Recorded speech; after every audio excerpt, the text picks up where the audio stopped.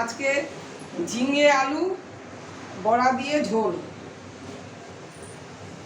আগে আলুগুলো ভাজবো। বড়াটা আগে ভেজে নিয়েছি, তারপরে এই আলুটা দিলাম, ঝিঙ্গা দেব,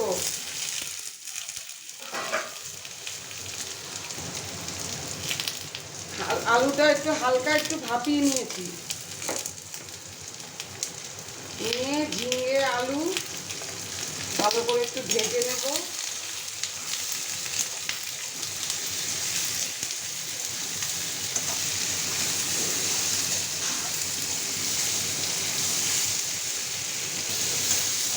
তারপরে টমেটো আর কাঁচা লঙ্কা দেবো।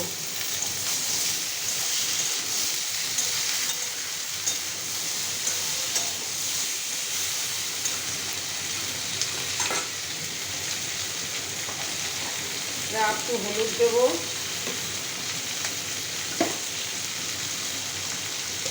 স্বাদ মতো একটু লবণ দেবো,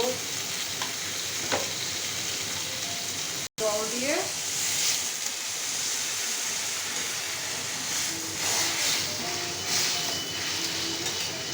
দেখুন বন্ধুরা কালারটা।